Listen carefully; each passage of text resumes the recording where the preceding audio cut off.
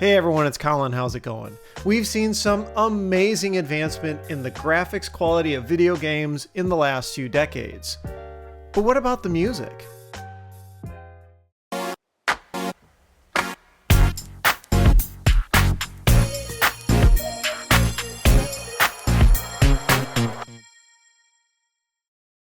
So while I was thinking about this topic while preparing for this particular episode, I was struck by the idea that of all the genres of music that we've had in the decades and centuries, that music has been around, video game soundtracks, gaming music is one of the newest genres, but it's also the one that has, I think, advanced the most in keeping step with technology.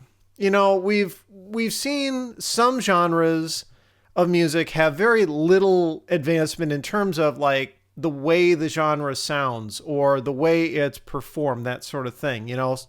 Genres like classical music and jazz, they've really not changed a whole lot. I mean, I think all genres of music are going to slowly change over time in keeping with, what the modern sentimentalities are in the era that they're being written and performed in. But, classical music from 50 years ago generally is going to sound very similar to classical music from today. The same thing with jazz.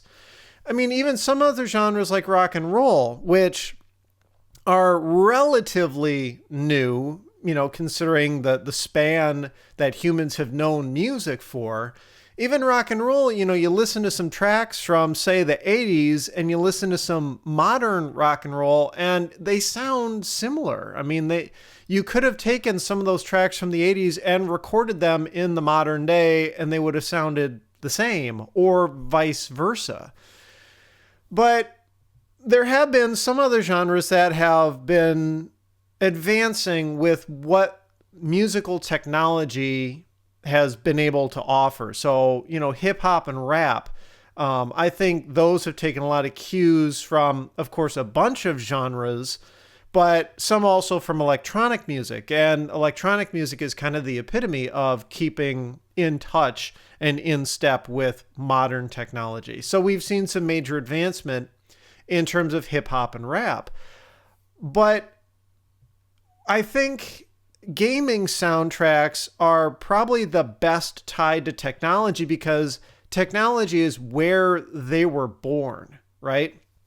All these other genres of music really came out of something else. They emerged from some other genre or a mishmash of genres or something like that. But gaming soundtracks, they started out in some ways as an afterthought, right? They started out as just being this thing that game developers wanted to throw in with the gameplay on their titles. And they needed to figure out a way to get music in with that game. And so they were really limited by the technology available at the time. Obviously the 8-bit era, you've got some really basic kind of sounds going on. The music can still be fun and it can still kind of reflect some of the tone of what's going on in the game at that point where you're playing it. But it's still very limited. I mean, it was largely square wave based, just boops and beeps with just not a whole lot of synth available and not very many voices for synth tracks that were available. So, you think of soundtracks like the original Mario Brothers or Tetris, stuff like that. It's fairly basic and fairly straightforward. The music doesn't have a ton of depth. It's still fun, of course, but you can tell, especially while playing the game, that the music is very well tied in its complexity to the complexity of the graphics and the complexity of the gameplay itself. You look at Mario Brothers and it's got fairly basic 8-bit graphics and it reuses the same sprites and assets over and over because of the limited amount of memory and storage on the platform that it plays on. So, you take that and you move through time and you can see a real advancement to the music following the capabilities of the rest of the game. So the 16-bit era added some more depth to the music, but again, it's still limited in terms of voices and limited in terms of depth. They could only fit so many, songs in there because there was still relatively limited code available for the rest of the game, and so they didn't want to steal too much of it. But by, I would say, the 32/64-bit gaming era is when things really started to take off. Specifically, consoles like the N64 and the PlayStation, the Saturn, games there started to have some real depth. I feel like that console generation in and of itself was really groundbreaking and really amazing, just because it took us from an exclusively or relatively exclusively side-scrolling or vertically scrolling only type of environment and pushed us into this much more immersive 3D kind of world. And the music became almost 3D in order to match, right? It was no longer just a whole bunch of square wave or a bunch of really basic synth, very limited, selection of instruments and such that soundtrack composers could use. It seemed like it really blew the doors wide open. So you look at the gameplay between something like Mario 3 and Mario 64, and not only was it groundbreaking in terms of the way you played the game and the graphics capabilities available, but the music got significantly better. The Super Mario 64 soundtrack is one of my favorites, and you can still tell there are some limitations there. Mario 64 has songs that repeat. It's at least 2 levels tend to use the same soundtrack. Sometimes multiple levels will use the same song, or soundtrack in the background, but the depth of those songs got a lot better. The availability to make more realistic sounding instruments was there in that generation of consoles. The Final Fantasy soundtracks that were on the PlayStations, Final Fantasy 7 and 8, both in particular had really, really good soundtracks. And no, they didn't sound like it was an orchestral recording necessarily, but they still sounded like you were in a new era when you listened to them. And, that just continued on through the years as consoles got more powerful, and especially as storage on the game medium became less of an issue. More storage became available. That just opened up the ability for more and better sounding music, to the point where, in modern games, a lot of that music is just fully pre-recorded, and it's not even necessarily having to generate any of that on the fly anymore like it did back in the 80s and 90s. PC gaming got, I think, a bit of a jump on consoles, but it's a similar story. The very first PC games were square waves, just boops and beeps. But eventually that whole ecosystem, and not just within the realm of gaming, but within other applications as well, started to adopt software instruments and things like the MIDI protocol, the ability to have this framework built into the system for reproducing sound of various qualities more than just simple PC speaker. And gaming, of course, took advantage of that as best it could. And you could actually get different results out of the same game in terms of sound quality just based on the hardware that you were able to throw at it. Some sound cards had different sets of voices or better sounding voices, and by a voice I mean the actual instrument sound itself. So like a piano sound or a guitar sound or drum sounds, that sort of thing. Those are referred to generally as voices. Based on the hardware that you threw at the game, you could get dramatically different and better sounds out of that game, not just sound effects, but the music soundtrack. But eventually even PC games started to move into the pre-recorded music type of era. And one of the first games that comes to mind, I'm sure it's not the first, and it's definitely not the only one, but one of the first that comes to mind is actually the original Warcraft. where the game itself only took up a portion of the space on the disc, and the rest of it was actually standard CD, audio, Redbook audio on the rest of the disc that was pre-recorded and would play back when you played the game. And you could technically take that disc and put it in a standard CD player, skip to track 2, and listen to that same soundtrack as if you were playing the game. So, they tended to catch up the two types of gaming, console games versus PC games, but I feel like they have a very common ancestry, a common root, just trying to push the technology as far along as it possibly could, given the limitations available to it. Now, things have really gotten a lot better, I think, in terms of appreciating gaming soundtracks. It used to be where you'd listen to a game soundtrack, or you'd play video games, or just be interested in anything techie like that, and you'd be labeled a nerd. Video games were considered a thing that little kids would play, or that nerds would play. It wasn't widely socially acceptable. And thankfully, in the last couple of decades, that has dramatically changed.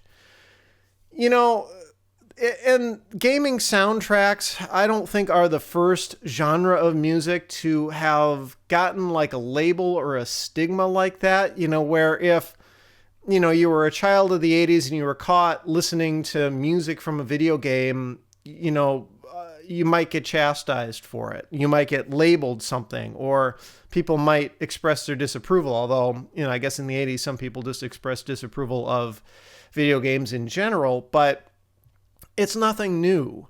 Back in the 50s, with the advent of rock and roll, there was a major backlash against it. A couple of decades later, with the advent of hip hop and rap, we saw the same thing. And video game music and gaming in general kind of went through the same growing pain, where it was a new thing and people didn't necessarily know how to comprehend it, know how to wrap their minds around it. So, of course, humans' natural reaction is to be afraid and want to run away from it or label it as bad, which is exactly what happened with rock and roll and with hip hop and rap. Is only the young generation, the newest generation that really was behind that music genre when it was new, was the one that actually understood it. And all the older generations didn't understand it, so they called it bad. I mean, during the 80s, they got to a point where they actually had to call sessions of Congress to try and figure out, what do we do about explicit lyrics in genres of music? And that was all kicked off by hip hop. Ultimately, they didn't really need to legislate anything about that. There are plenty of other videos and more information about that whole side of the story, which also impacted video games as well. In fact, I think Norm from The Gaming Historian did an excellent episode talking about kind of censorship or pseudo-censorship or labeling in video games back in the 80s. I believe the game Night Trap was probably the one that really clinched it on the video game side, to the point where you started to get, ratings and labels, that whole explicit content sticker on CDs that you'd start to see in the 80s and 90s and even through till today. There were always growing pains with these new genres and what they represented, and pushback from other generations and other groups of people who didn't appreciate or necessarily understand them. And as time has gone on, thankfully, it seems like gaming soundtracks have lost that stigma. But not just that, but the studios and publishers themselves are actually taking the soundtracks more seriously. You could think that at the beginning, those soundtracks were really just, we need to get something on the cartridge to provide some background music while you're playing the game. They did what they could with it, but it seems like now it's going even further. We're starting to see where the soundtracks are expanding, not just in terms of their quality, but just in how much of them there are in a game, right? You'd see, like I said, in games like Mario 64 and Final Fantasy 7 and them, sometimes you'd get repeats of soundtracks and songs where you'd kind of get sick of them, right? They'd be on a loop, you'd be playing this level or being in this area for a long time, and it would just be like, really, we have to listen to this yet again. But now, because gaming is prevalent and it's widely appreciated by multiple generations of people, and game, physical size capacity isn't really as big of a deal anymore. Plus, we've got compressed music options like MP3 and all that. We're starting to see where soundtracks have just grown in terms of their scope and what they're able to include. So soundtracks are able to give you much more unique music. So that's a huge help because it allows them to more tightly integrate that soundtrack with the particular area or part of the game that you're in to provide an even more kind of tight-knit experience, right? To bring you even deeper into the game and help you focus more on what you're doing to give you that better feel. And I shouldn't skip over the fact that game soundtracks have also become really a genre within themselves, right? They started out as their own genre, again, that I would kind of argue has been like a subset of electronic music, because they all kind of started out as just boops and beeps, that sort of thing. But now we're at the point where, because the quality is so good and it doesn't all have to be, generated on the fly, like synthesized music from within the game that the console plays back. Now we're able to see multiple genres of music within gaming, right? It's not the same kind of, chiptune type of feel that you'd get.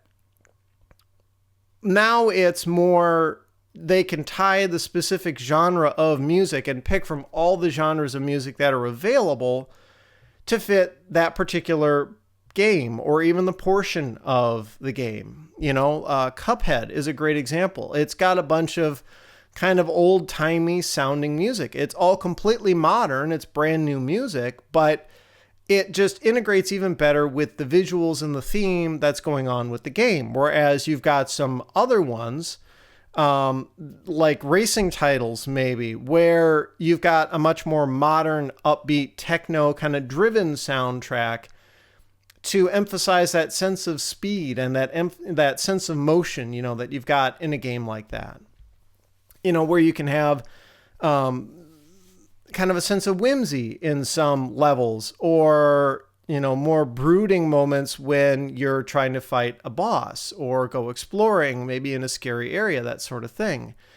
But even within that, where gaming soundtracks can encompass other genres of music, they can actually kind of loop back on themselves. So we've seen retro gaming, of course, on the rise, and we've seen kind of modern retro gaming on the rise, which was a podcast topic I tackled a few episodes ago, where we're seeing brand new games come out that really are kind of throwbacks to previous titles, and they try to take little bits and pieces from that older experience. So New Super Mario Brothers is a great example. Sonic Mania is another, where you're kind of playing the older titles, but with newer technology and newer graphics and newer capabilities. It's a bridge between the two. And I don't want to repeat myself from that previous episode too much, but we've also seen the soundtrack for those games follow suit, where,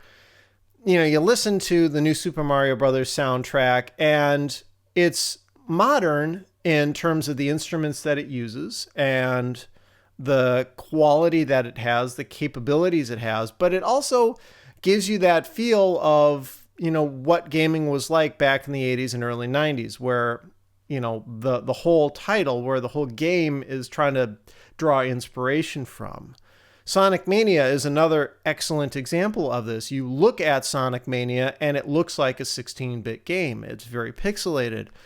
And the music is suited to match, where it's got a very similar Sonic type of sound to it, but it's able to encompass modern instruments. So I've heard like real jazz piano, for example, in there, real vocals, for example, in there. And it's something they couldn't really have done back in the day, but with some very careful thought and limited use, it allows them to take that older genre of, game music and bring it into the modern era. And I think it's fun. It's really exciting.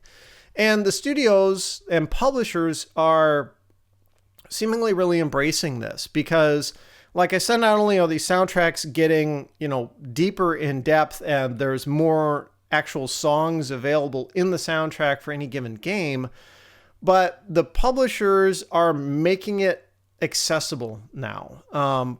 Sonic Mania, again, you can listen to the music in the game, of course, but it's fun to listen to on its own separately. A lot of publishers have been making game soundtracks available separately. So with Sonic Mania, you could actually buy it as a vinyl record, which is a throwback in and of itself. It's a modern thing that's a throwback of another thing, which is retro gaming, on another retro format, which is vinyl, but is pressed and created in the modern era. So, it kind of takes you for a little bit of a loop. But, these soundtracks are just easier to find now. If you can't get a physical copy of it, a lot of times they're available for download. Sometimes they're even just up on iTunes or Google Play, that sort of thing. Sometimes they're even just thrown in the box by default. Fire Emblem Warriors for Nintendo Switch. There was a special edition version of that where right inside the box, you would get the 3 CD set of that game's soundtrack. I remember, I don't remember how many years ago that was. That was probably 7 or 8. Nintendo did a reissue of Super Mario All-Stars for the Wii. And it included a copy of not that game's soundtrack, but it had a CD in the packaging that had titles from the original Mario series, as well as just an audio CD that you could listen to. So it's just become more and more accessible, and it's become more and more acceptable, which is both really, really exciting, both of those things, because it's just further cementing that gaming is a legit thing and it's a socially acceptable thing. And it's also really signifying just how deeply embedded it's become in human culture and human entertainment, right? It's a huge industry now. And it's not just little kids and nerds that play it. Everybody plays video games now of multiple generations. The music, while I think a lot of times has gotten an afterthought because everyone's always ooh-ah about the visuals, I think it's finally catching up and it's finally getting the attention that it deserves. One other bit of game music that I want to talk about is the whole concept of chiptunes. And maybe this will get spun out into its own podcast topic on its own at some point, because I think there's a lot more going on in that culture than I'm necessarily privy to. I'm aware of chiptunes and I like the music and I understand how it integrates with modern techno and that sort of thing, but I'm not fully versed on the deep dive history of it. But chiptune music is kind of the opposite of what we've seen from video game music, where video game music has pulled in all these other genres into it to incorporate in the soundtrack for a game. Chiptune is something that's actually broken out of that retro, gaming soundtrack genre, whatever you want to call it, and kind of become its own thing. And it's getting incorporated in different styles of music. and to various levels. Sometimes it's a prominent thing, and there are people out there who create chiptune music where it is like total 8-bit type of, throwback sound with square wave and really basic FM synthesis and all that, or incorporating it as just one element of a larger, piece.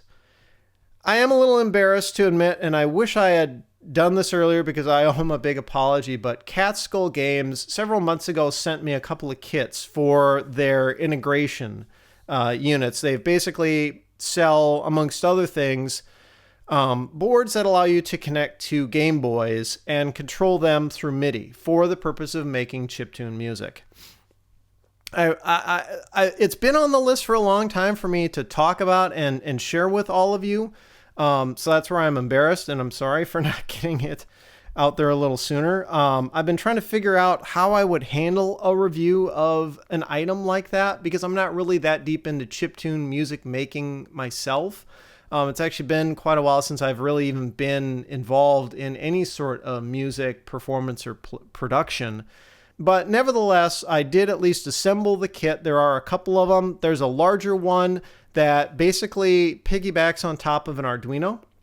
That one's really cool because it plugs into the Game Boy and it's got proper MIDI in and out ports on it, and you don't need a computer to use it at all. In fact, you don't even need to supply the unit power at all. It draws power directly off the Game Boy, and then it integrates with things like LSDJ. So you can hook up, a MIDI keyboard or something, a sequencer to the MIDI ports on the unit, and it'll then make the audio play through the Game Boy, and you can take advantage of the Game Boy's sound chip to get all the boops and beeps that you want. And then there's a smaller version of it that connects directly to a PC through micro USB if you're going to be using more of an audio workstation piece of software on your computer and it's all fully programmed and you just want to get the Game Boy to play the sounds. Both of those I feel are really reasonably priced. Go check out Cat Skull Games' website. I'll include a link to it down in the description. The little unit that connects their micro USB comes fully assembled. You don't have to do anything there. Just plug it in and go. The larger unit you can get as either a kit that you assemble yourself, or I believe does sell it pre-assembled for you for an additional charge. I can tell you that kit went together very easily. It's all through-hole components, very nicely laid out in terms of that PCB. Very simple to solder. You don't need a ton of experience to put one of those together. Highly recommended if you want to start dabbling with chiptunes, just because it's really straightforward and easy to get up and running with, I feel, and there's not a whole lot of cost involved in it. So again, go check out Cat Skull Games. Awesome guy. Sorry again for taking so long to get to this topic. And again, I'm going to think about how I would tackle a proper review. Maybe this just was the review right now. I'm not sure, but there it is. If you're interested in integrating MIDI in with a Game Boy because you maybe want to dabble with chiptune music, definitely go check out those Cat Skull units. I recommend them. So I am, of course, curious as to your thoughts about this topic overall. Obviously, I can't play you any of the game music because of copyright and content ID claims and all that, but there's just a ton of it out there that I couldn't even begin to touch on. So many games have had really, really good pieces of music written for them. I'm curious as to some of your favorites, so be sure to shout those out down in the comments below. Also, I'm curious about your experience with chiptunes and other genres kind of related to video game music. Have you been involved in any of that community? What are your thoughts? Just be sure to hit me up down there as well. So if you like this episode, I would appreciate a thumbs up. Be sure to subscribe if you haven't already. You can follow me on Twitter and Instagram at thisdoesnotcomp. And as always, thanks for watching.